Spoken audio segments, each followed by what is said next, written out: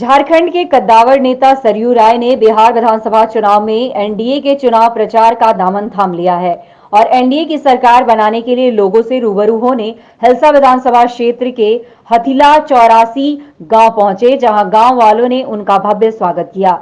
इस मौके पर सरयू राय ने लोगों से एनडीए के पक्ष में वोट करने की अपील की।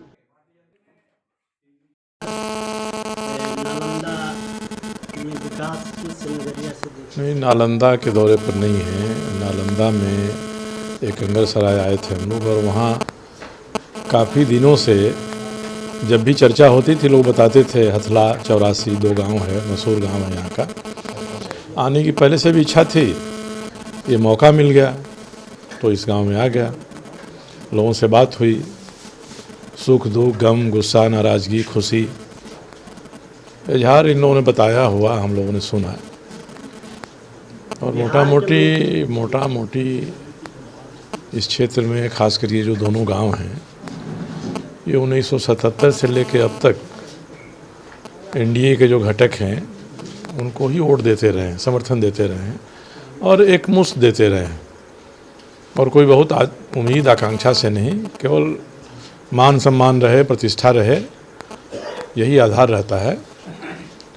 तो ये तो इस गांव की विशेषता है। अब जानना चाहेंगे पूरे बिहार के बारे में। पहले फेज के चुनाव में हम शाहाबाद ज़िले में, कैमूर में, भोजपुर में, बक्सर में मैं घूमा था। मिला जुला कर लगता है कि एनडीए की सरकार फिर से वापस आएगी। जो 15 साल तक मुख्यमंत्री रह जाता है, सरकार में रह जाता है, तो कुछ तो लोगों की नाराज़गी कई कई मुद्दों पर होती है। लोग जितना चाहते हैं उतना नहीं हो पाता है और कई बार गलतियां भी हो जाती हैं। ये सब को लेकर नाराज़गी है। मगर इसके पहले ही हम लोग गांव में गए तो उन्होंने कहा कि भाई एक तरफ कुआं है, एक तरफ खाई है। तो जो कुआं वाले हैं वो बता रहे हैं कि देखो ये खाई के सामने खड़े हो, तो इसी में से चुनना है तो कुआं में गिरने के बदले खाई में ही लुढ़कना पसंद करता है आदमी। तो लोग मान रहे हैं, कुछ नाराज़गी है, मगर नाराज़गी के बाद आप देखेंगे कि काम जो हुए हैं वो काम भी कम नहीं हुए हैं, आगे होने की गुंजाइश है। जो सामाजिक स्थिति थी, कानून व्यवस्था की स्थिति थी, सुरक्षा की स्थिति थी, उसमें बदलाव हुआ है। विकास के जो पैमाने हैं, सड़क है, पानी है, बिजली है, ये गांव तक पहुंची है। मेरा यही अभी तक का अनुभव है कि फिर से बिहार में एनडीए की सरकार बनेगी। और मैं तो झारखंड में हूँ, झारखंड का प्रतिनिधि हूँ, और मैं इसलिए घूमता हूँ, बिहार में घूम रहा हूँ कि पहले झारखंड बिहार में था। 2000 के बाद जब झारखंड अलग हुआ तो झारखंड में भी एक बिहार बसा हुआ है।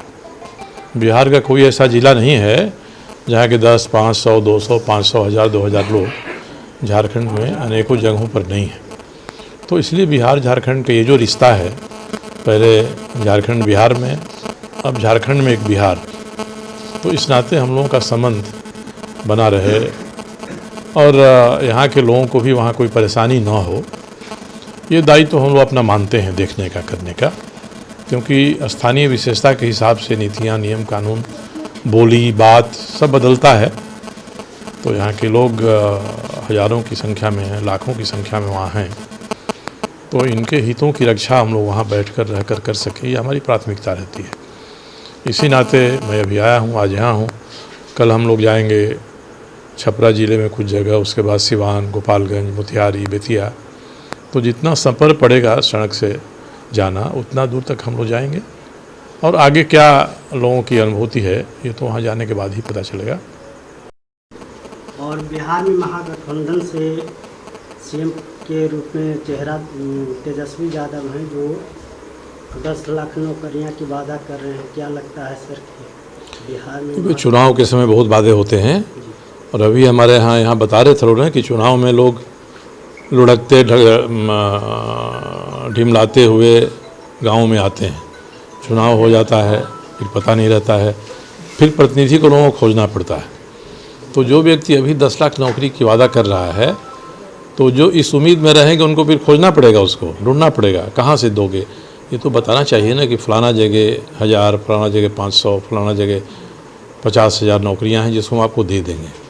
तो ऐसे कहने के लिए तो कोई आदमी कुछ भी कहे, वो कितना भरोसेमंद है, कितना उस पर लोग विश्वास करते हैं। कहावत है बचनम किम दरिद्रता, बोलने में आप जितना बोल दीजिए, वो जो सुनता है वो गुनता भी तो है। एक बार सुन लिया उससे खुश हो जाएगा, मगर बाद में सोचेगा समझेगा ये फिर कहाँ से ऐसा होगा। वो भी 5 साल के भीतर देना है, नौकरी देना एक अलग बात है।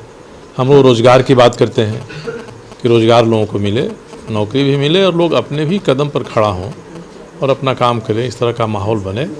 तो तेजस्वी जी के प्रति हम लोगों के मित्र रहे हैं लालू प्रसाद जी, हालांकि हमारे ही मुकदमे के कारण आज जेल में हैं, फिर भी हम लोग मानते हैं कि व्यक्तिगत स्तर के जो संबंध हैं उतना हम लोग निभाते हैं। रांची में भी उनसे जाकर मिलता हूँ, वो भी फ़ोन करते हैं।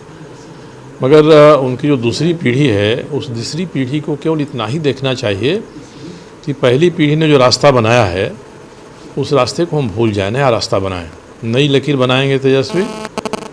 तो अभी उनके पास उम्र है, हम लोगों की शुभकामना रहेगी कि रास्ता अलग बनाएं, अपना रास्ता बनाएं। तो कोई ये ज़रूरी है ये कि लोग आगे आने वाले समय में उनको स्वीकार सकते हैं, मगर घिसे पीटे रास्ते पर चलने से थोड़ी शंका लोगों के मन में बनी रहती है। इसलिए राजनीति में भी परिवर्तन हो और समाज में भी होना चाहिए परिवर्तन। कोई समाज एक नेता के रूप में अपने प्रतिनिधि को देखता है और उस कारण से अगर वो मनबढ़ू हो जाता है तो इसका खामियाजा नेता को भी भुगतना पड़ता है, समाज को भी भुगतना पड़ता है। इसलिए समाज भी बदले, नेतृत्व भी बदले, ये नई राह चलाएं, नया रास्ता दें, तो कल हो सकता है कि यहाँ बैठे लोग उनको समर्थन कर देंगे। मगर अपने में परिवर्तन करना, अपने में बदलाव करना उनके लिए बड़ी ज़रूरी है।